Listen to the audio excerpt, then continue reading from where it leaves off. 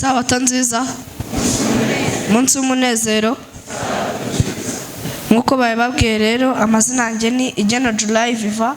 Nijye tugiye kuganira ijambo ry'Imana.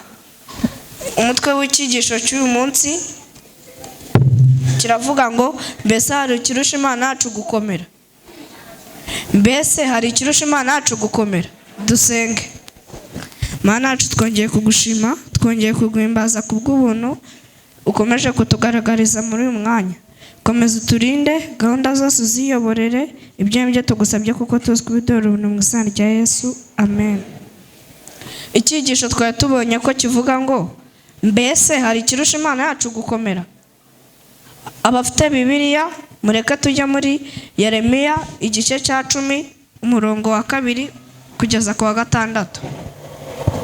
Haravuga ngo uko niko Uwiteka avuga ati, nimukigana imigenzo y'abanyamahanga kandi ntimugaterwe ubwoba n'ibimenyetso byo mu ijuru, kuko ibyo bitera abanyamahanga ubwoba. Imigenzo y'abo bantu ni ubusa, kuko umuntu aca igiti cyo mu ishyamba ari wo murimo w'amaboko y'umubaji akoresha intorezo. Babirimbisha ifeza n'izahabu, bagateraho imisumari, bakayishimangiza inyundo kugira ngo bitajegajega. Bimeze nk'igiti cy'umukindo kigororotse, nibivuga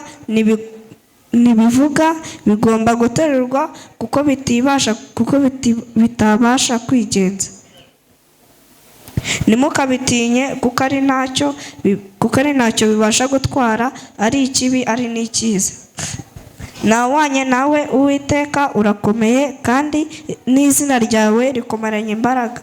Ninde udakwiriye kubaha umwami w'amahanga we? Mbese ninde udakwiriye kubaha umwami w'amahanga?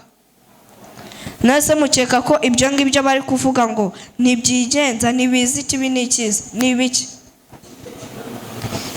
Titire yayo iravuga ngo ibigirwamana n'iby'ubusa, Imana rurema n'ikomeye.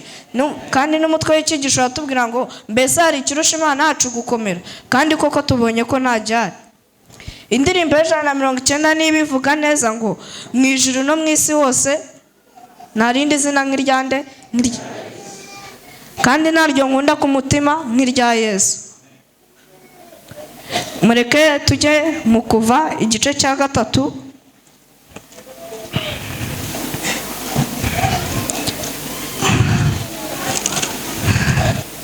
muri hangana. Kuva igice cya 20 umurongo wa 3 kugeza ku wa 4 haravuga ngo ntukagire izindi mana mu maso yanjye, ntukiremere igishushanyo kibajwe cyangwa igisa n'ishusho yose iri hejuru mu ijuru cyangwa hasi ku butaka cyangwa mu mazi yo hepfo y'ubutaka. Ahangaha naho baratubwiye ngo ntitukiremere ibishushanyo bibajwe, kuko bya bishushanyo ntacyo bizi, biraterurwa. Tujye mu Kuva igice cya 20 umurongo wa 7. Ntukavugire ubusa izina ry'Uwiteka Imana yawe, kuko Uwiteka atazamubara nk'utacumuye uvugiye ubusa izina rye. Ngo ntitukavugire ubusa izina ry'Uwiteka Imana yacu.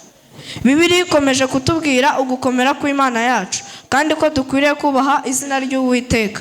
Twabonye ko izina ry'Uwiteka rikomeranye imbaraga. Umurongo wa 6 muri Yeremiya niwo bivuga neza ko Uwiteka ari we Mana nyamana, kandi izina rye rikomeranye imbaraga. Tujye muri Zaburi umurongo wa 7, Zaburi ya 7 umurongo wa 11.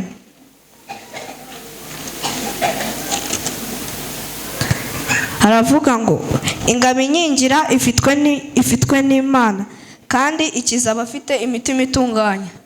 Mbese natwe turi muri abo ngabo bafite imitima itunganye? Duharanire kuzamera nkabo. Tujye muri Zaburi ya 3 umurongo wa 9, akaba ari naryo somo risoza. Haravuga ngo agakiza kabonerwa mu Uwiteka, umugisha utanga ube ku bantu bawe. Ibyo mbasabiye nanjye mbyisabira mu izina rya Yesu, amen. Kwiringira TV, ubutumwa bwiza kuri benshi, gukizwa kwa benshi. Matayo 24 umurongo wa 14.